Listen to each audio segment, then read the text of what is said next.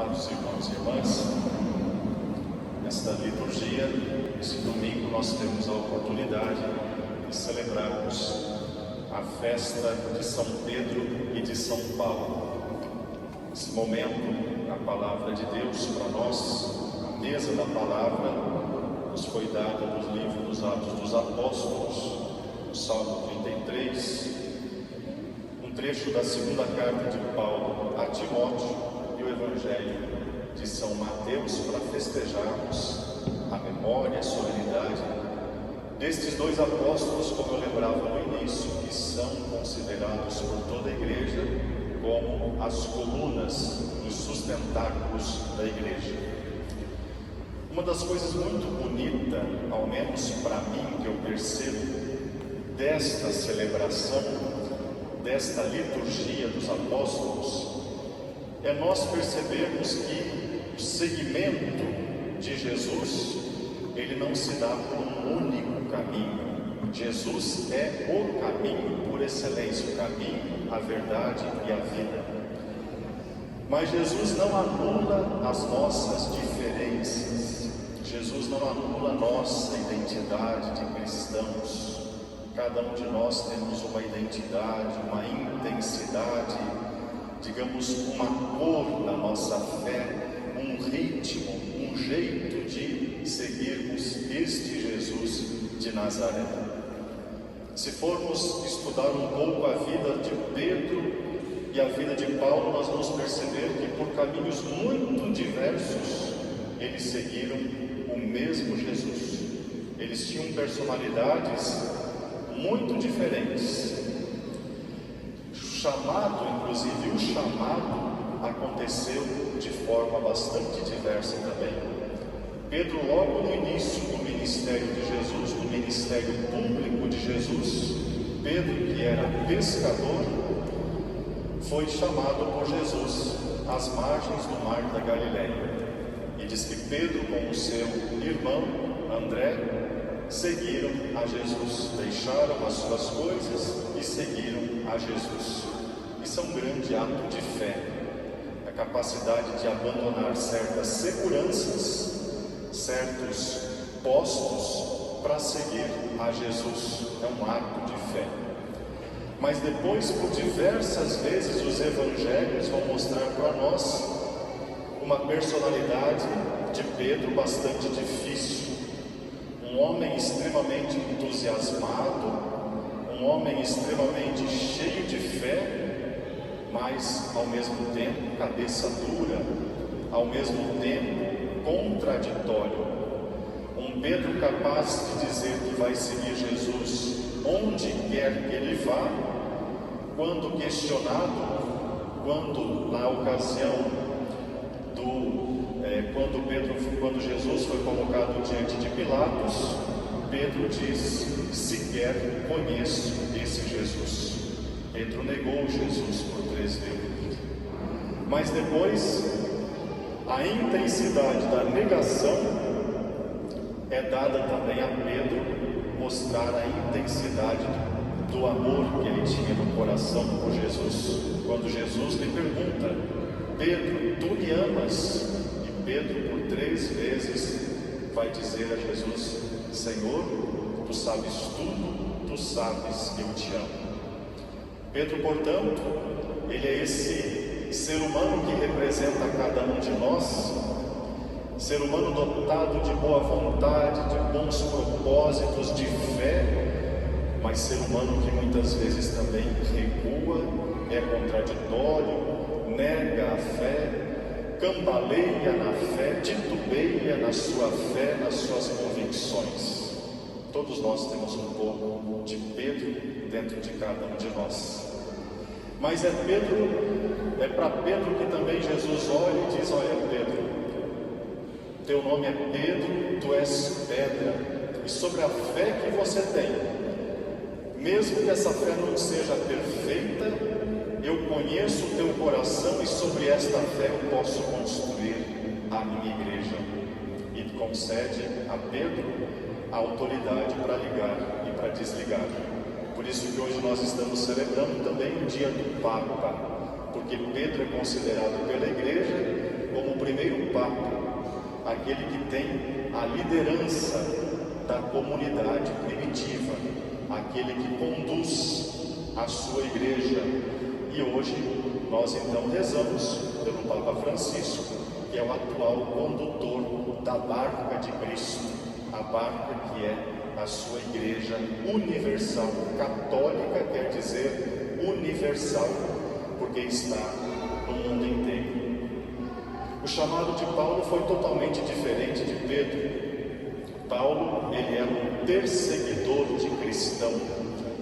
Eu não disse que Pedro era judeu, Pedro era judeu. Paulo era perseguidor de todos os que seguiam Jesus Cristo. Diz os Atos dos Apóstolos, um tal de Saulo, antes de ser Paulo era Saulo, entrava e devastava as igrejas, matava, ajudava nas coisas difíceis que aconteciam, devastava as igrejas. E diz que no caminho para Damasco ele tem uma queda. Disseram depois que ele caiu do cavalo, mas isso não aparece nos Atos dos Apóstolos, isso já é acréscimo posterior depois, aliás, acréscimo posterior.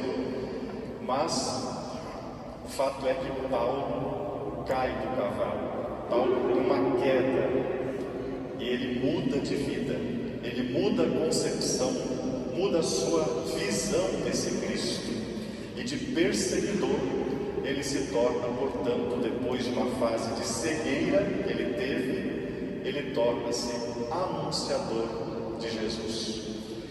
Em Roma nós temos a igreja, a Basílica de São Pedro Apóstolo, dentro dos muros da cidade de Roma, e temos a Basílica de São Paulo, fora dos muros da cidade de Roma. Para dizer uma coisa interessante na fé, Pedro ocupou-se em ensinar e transmitir a fé para os judeus cristãos. Pedro está ligado ao ensinamento de uma fé para os que estavam dentro já da comunidade, para os que já eram convertidos. Paulo é o apóstolo das gentes, o apóstolo das nações, do mundo, do internacional, dos outros povos, dos gregos, dos povos considerados pagãos. Por isso que a sua basílica está fora dos muros da cidade de Roma. E diz a história que o seu martírio também se deu fora da cidade de Roma. Então Pedro e Paulo são esses dois modelos de fé para nós, como eu dizia quando iniciava essa conversa com vocês, a mostrar para nós que para seguir Jesus Cristo nós não precisamos anular as nossas identidades, anular a nossa personalidade, mas Deus conta conosco do jeito que nós somos. Tem gente que diz: eu vou fazer isso quando eu conseguir isso, eu vou fazer algo na igreja, eu vou fazer algo para os outros quando eu, por exemplo, ficar melhor, quando eu não tiver certas manias, quando eu vencer certos obstáculos dentro de mim mesmo. Isso aparece muito quando a gente, se me permitem, quando a gente convida as pessoas para serem ministros da Eucaristia. Frei, eu não posso porque eu sou muito, digamos, imperfeito. Mas quem que é perfeito? Só Deus é perfeito. Se Deus esperasse de nós uma perfeição imediata, Ele não teria chamado Pedro e Paulo, não teria chamado, porque eu disse, Pedro era teimoso, Pedro era cabeça dura, Pedro era tudo por Jesus, mas de repente ele negava Jesus.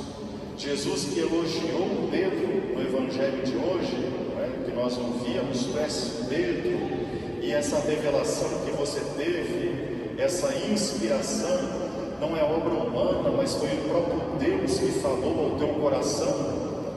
Se vocês continuarem essa leitura, vocês vão perceber que daqui a pouco Jesus vai dizer: afasta-te de mim, Satanás, para Pedro. Tu não pensas como Deus, mas tu pensas como homem. Tu pensas baixo, tu pensas pequeno, teu pensamento é curto. Pedro é contraditório, mas nem por isso perdeu a grandeza do coração. É novamente aquilo que diz a palavra de Deus. Nós vemos o exterior, mas Deus vê a boa vontade que habita dentro do coração, as boas intenções, as nossas boas tendências. É isso que Deus valoriza em cada um de nós, seus filhos e filhas. Eu queria terminar lembrando a carta de Paulo que nós ouvimos hoje na segunda leitura. É um trecho muito bonito. Paulo, que está para ser levado ao martírio, ele diz: combati o bom combate, completei a corrida, guardei a fé. Esse, eu acredito que essa deveria ser a análise, a avaliação, a reflexão que cada um de nós também, ao longo da vida, vamos fazendo. A vida do cristão, ela não é isenta de dificuldades, de provações, de perseguições, de constantes combates. Mas o importante é sempre guardarmos a fé nessa corrida que nós vamos fazendo. Paulo, ele se compara a um certo atleta que vai se preparando ao longo da vida toda, não para vencer as pessoas, não para vencer alguma coisa exterior, mas para vencer, salvar-se de si mesmo. Alguém uma vez falou isso. É necessário que tantas vezes a gente se salve da gente mesmo, das nossas próprias manias, dos nossos próprios desafios. Combater o bom combate, completar a corrida sem perder a fé. Louvado seja o nosso Senhor